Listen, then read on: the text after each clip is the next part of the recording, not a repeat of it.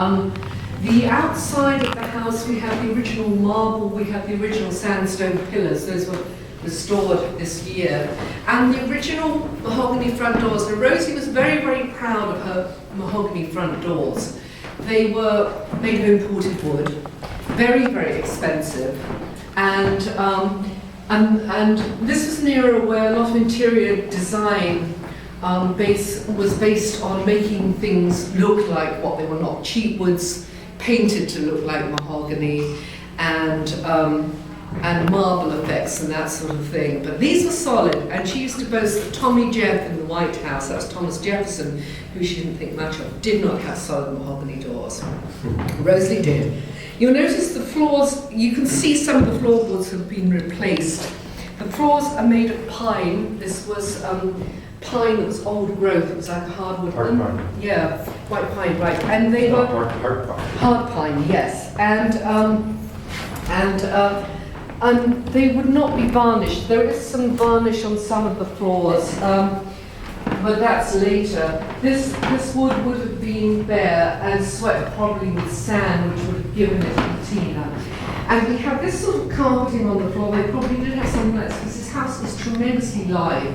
You can hear conversations from other rooms throughout it. It's very loud and banging. If you get a lot of people in here, it's very, very noisy. Here's the sailcloth floor.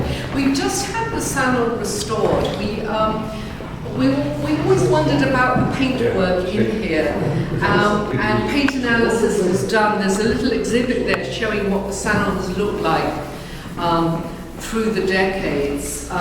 We also had the plaster work restored, which was very, very expensive to do. But you can see the incredible detail on the plaster work. We left in the corner there, we left some plaster work unrestored, so you can see how globby with paint it was. Rosalie grew plants in here. She actually grow lemon trees, and she tells the letters about growing her own lemons. These are fake, very good actually, fake lemon trees.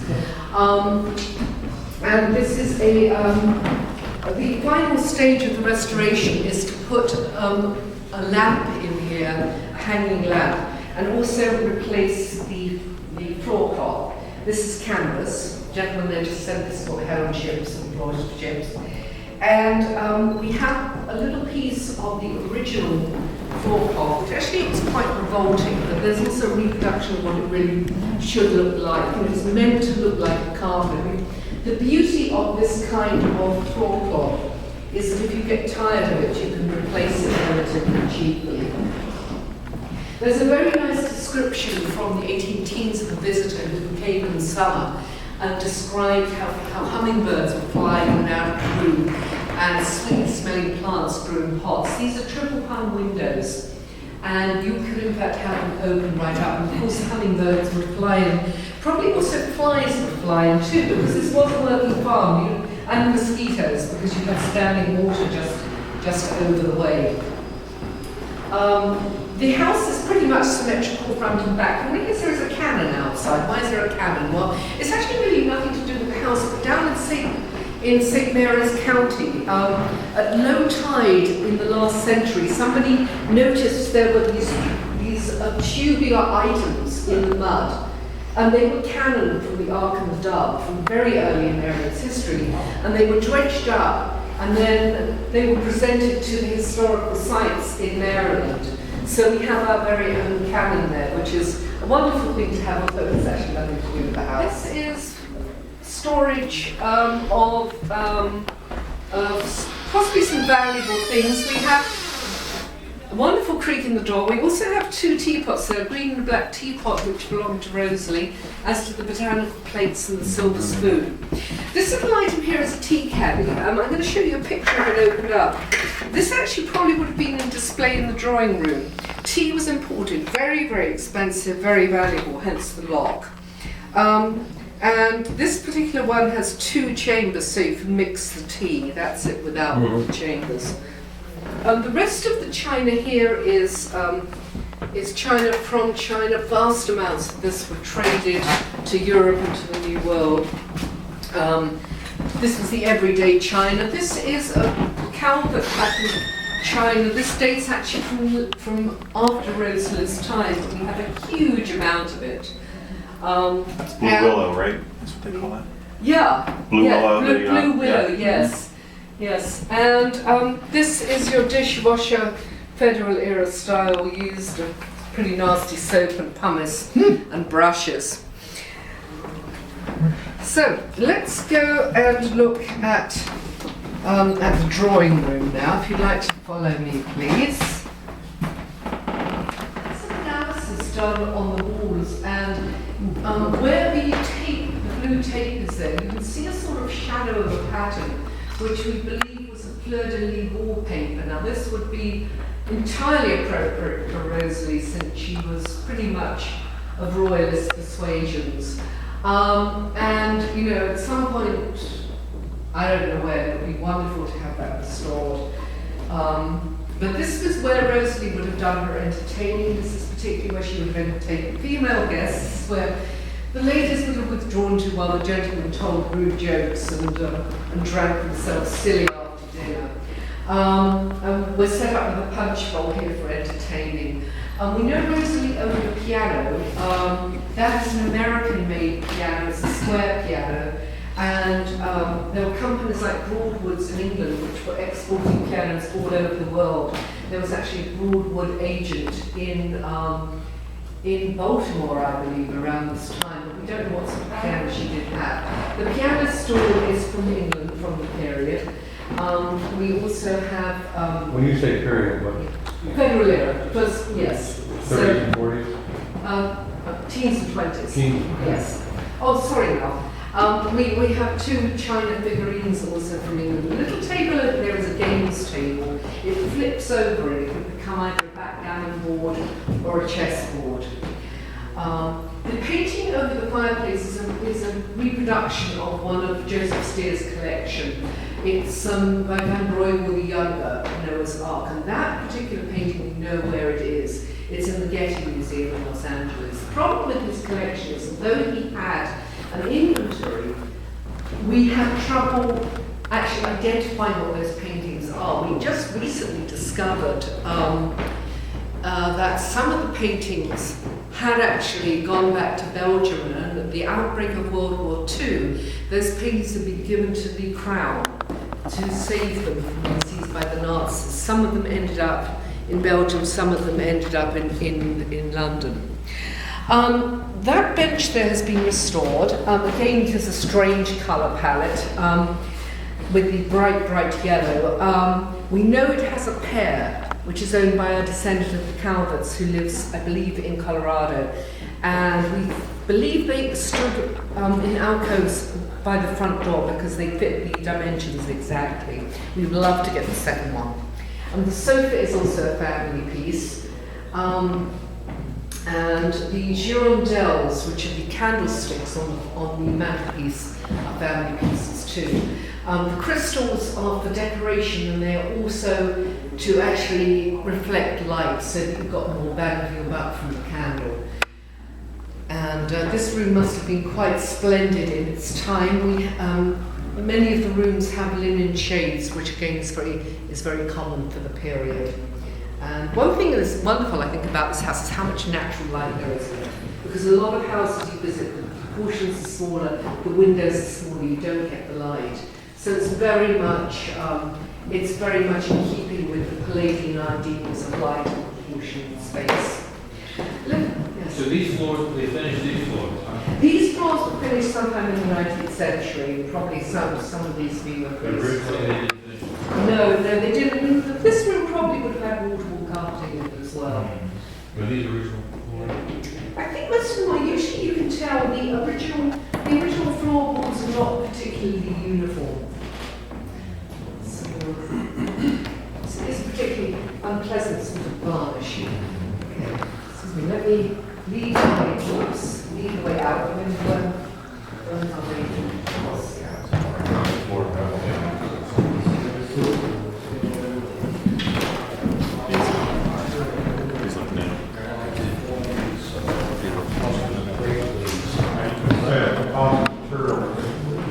Concrete? No, it wasn't concrete, but it was sort of like it was wood with blue, so.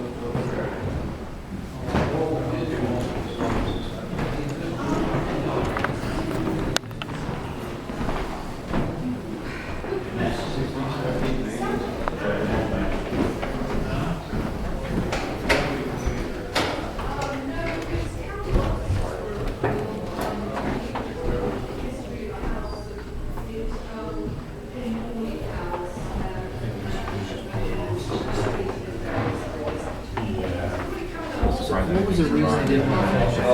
Probably disappeared. Come on, you guys. Please take a seat in here. This is the Carriage House. Actually, it had a lot of uses throughout the years. We have some photographs of it in use as a music room. It actually became a garage. And you can see the room's been messed around. For one thing, this doorway is cut through in modern times. There's another doorway up there. There's a second floor level here. The idea being the coachman would live above this side of the room, which is where the carriage was stored, and that big doorway there is to bring the horses in. There's also another doorway you can see from outside where the carriages were brought in. Where was the original door to get out for the carriages? It would be this door. Yeah. And on the second floor, this doorway leads to a tortuous servant staircase. But they didn't have the carriages in here? Pardon? They had the carriages in here? Yes. How did they go? Oh, big door there. Okay. Yes. You can actually see it from the outside. We have these paintings which are copies of the originals from the Maryland Historical Society of the Lords Calvert. Their last name is Calvert, their title is Baron Baltimore. Their family seat is Kipling Hall in Yorkshire, which is now owned by the University of Maryland. And you can see the progression of them, starting with the first Baron Baltimore here. I think the extraordinary thing is this painting here. The sweet little child there with the map grew up to be the gentleman there. He's a much nicer looking child than he was an adult. Also in the background of that painting, left-hand side, there's a black slave, which is a symbol of the wealth that the family were making from the tobacco trade. And the child is also holding a map which shows the status. We have dancers in here. But in Rosaline's time, of course, though it looks from the outside like part of the house, it was a carriage house and the stables. She also used to keep paintings here, paintings her father left, on the second floor on this side. And she says things which would make museum curators faint, I think, about how she went and polished off the mould with a silk scarf. Again, because she didn't want to have paintings on display in the house. The chandelier comes from a hotel in downtown DC, and it fits so very beautifully here that we decided to hang it here. As we go out, take a look at that servant staircase. I've fallen down that 100 times. Yeah. You look at the coat of arms, it's the Maryland flag and all that. It's by one of the historic houses in Upper Marlborough, who said it has a connection with the house. Well, it's a 19th century chair trying to look like something much older. And we don't know what connection it actually has to the house. It certainly doesn't fit in with the rest of the house.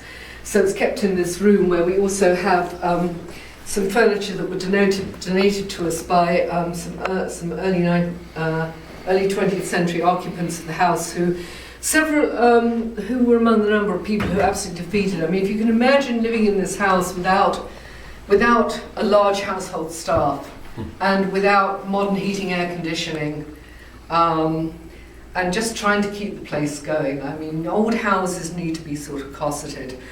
So, and again, we don't know what this room was used for. Rosalie occasionally had a tutor for her children, and we think possibly the tutor might have stayed in here, but this is a very large room for one person in one time. People tended not to live alone, not to have rooms to themselves. So, you know, it's a sort of mystery room. Anyway, let us go and look at more rooms upstairs. You'll notice upstairs things are a lot plainer.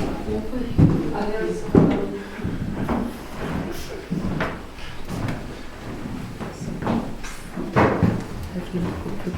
Yeah, it's a pretty staircase to have to live.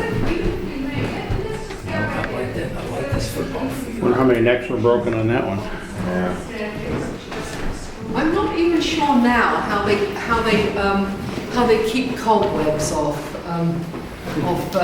this particular part of the house. But I mean, it is an absolutely extraordinary stairwell. I think we have 40 feet height here. Also, this just want to show you this piece of furniture. Now, this was given to us by Baker House. Don't.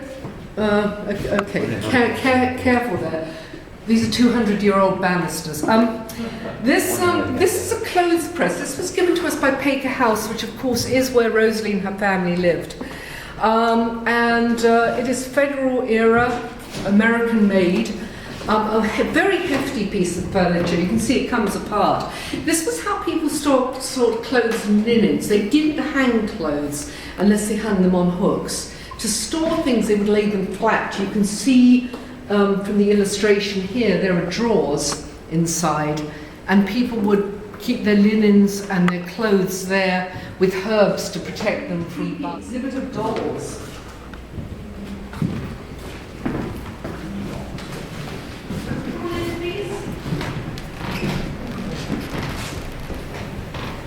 These are lent to, the doll exhibit is lent to us by the, let's see, yes, a local doll collector. Some very unpleasant looking dolls, quite honestly, but it's really remarkable that they have survived. And we have a Federal era illustration of a little girl with a doll there. And this is the guest bedroom. This is a guest bed, but this is for the B-list guests. This would have had several beds in it, and probably a lot of correspondence of the period is about travel, is about who you shared a room with or who you shared a bed with. Particularly if you went to inns, people would all be bundled into beds together, and you'd hope you wouldn't find to get somebody who smelled too bad or snored. There's a very, very small fireplace in here, so obviously you will not be invited to leave there. If you'd like to come back and look at the dolls, let me know and I'll come back with you. Let's continue on upstairs.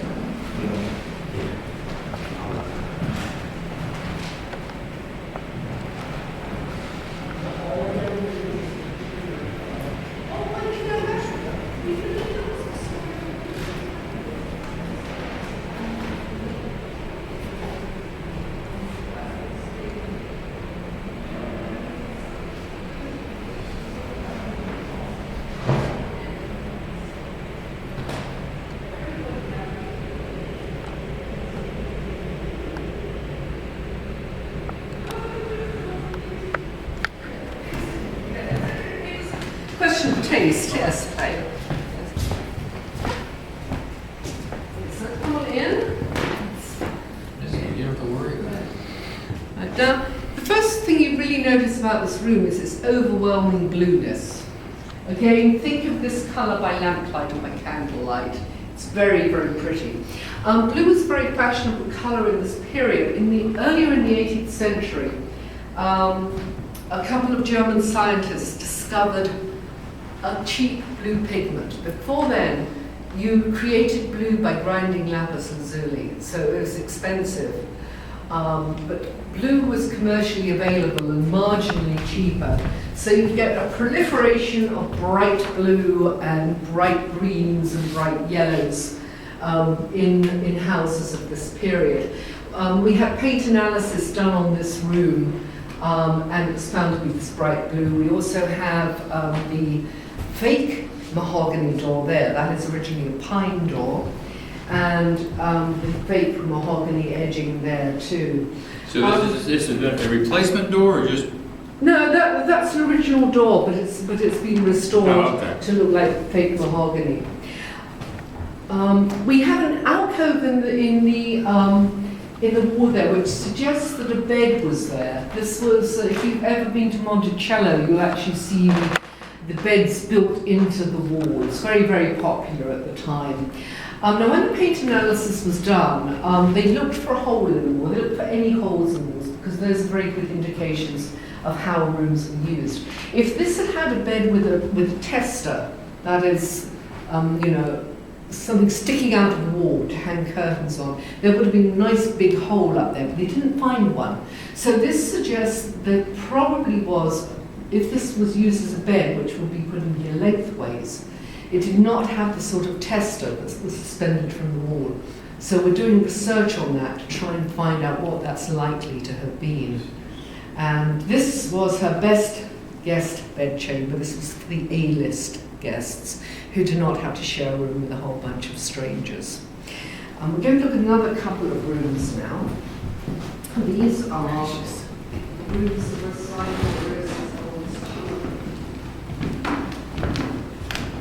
She had She had nine children. Now, you may remember that I told you that her second son, inherited the land. That was because George Henry, the oldest son, fancied himself a man of letters. He did not want to be a farmer. He had literary aspirations, and the room is set up as it would have been in his time. You can see there is a bed there.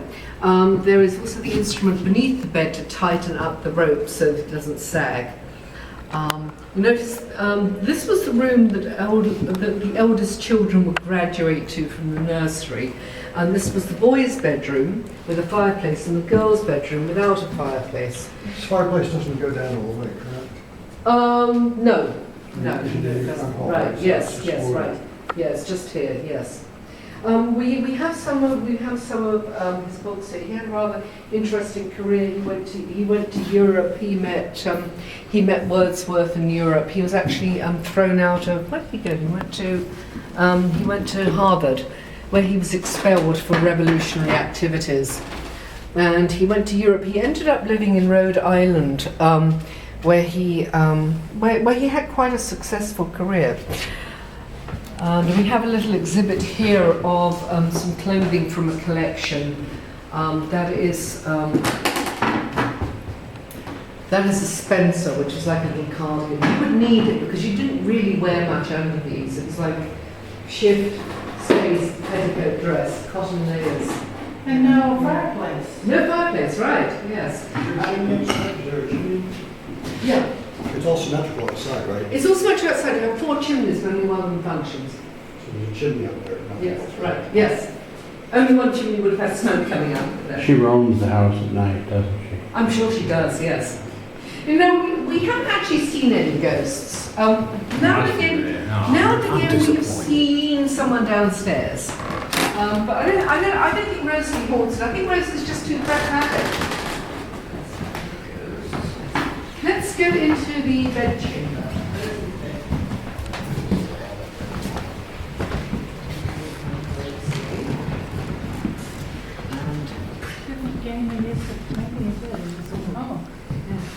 This is nice. This is Rosalie's bedchamber, and she gave birth in here, probably not in a bed like this, and died in here. The bed was lent to us from Hampton House, and it was furnished with this fabric, which is a cotton toile, a reproduction fabric. It's cotton with a silk fringe. The metalwork for the bed was done at Williamsburg, so that it would be historically correct. And you can see that the windows and so on are, and the furniture is all covered in the same fabric, because people were getting very, very excited about interior design at this period. In fact, the term interior design was invented by Repton. Let me show you one of the nicest pieces of furniture in the room, the easy chair. And I will show you an illustration of this, since we're not allowed to touch it. This is an easy chair in every sense of the word, because the seat comes off and you can put a potty in there, which is a nice thing to have if you're an invalid or had just given birth. Now, Rosalie could have put indoor plumbing in. In fact, her father suggested it, because certainly the technology had been around for some time. But she thought it was a pretty disgusting idea, besides which she had people to empty chamber pots, so going up and down tortuous steep staircases. This is a Baltimore-made piece of furniture. We know that Rosalie probably wrote her letters up here because generally a woman would retire to her bedchamber for privacy and to write. And she describes looking out of the window and seeing trees changing colour in the fall. She also observed the Battle of Bladensburg from here. I think in the sense that she saw the smoke from the battle. Now, you know the battle site, of course. It's about 3 miles down the road, down on Route 1 and North Dakota. There's a big cemetery there, and there's actually a memorial to some of the soldiers there. George Calvert took his slaves out to bury the dead, and they nursed some of the officers in this house. The little room there is one of the sort of mystery rooms. It's a very strange shape because, of course, it has the back of the curvature there. And we think this was probably a dressing room. So we have it set up with the washstand and so on. The plumbing was put in, or was this a bathroom? Oh, no, not in Rosalie's time. Plumbing was put in the house, plumbing, wiring. Yeah. Lots of messing around in the house, but not during Rosalie's time. Was that like a bathroom? Well, not in the sense that it was plumbed, yes. Okay. Yes, we used to be allowed to take the chair apart, but Which chair? That one? that chair there, yes, that was taken forward.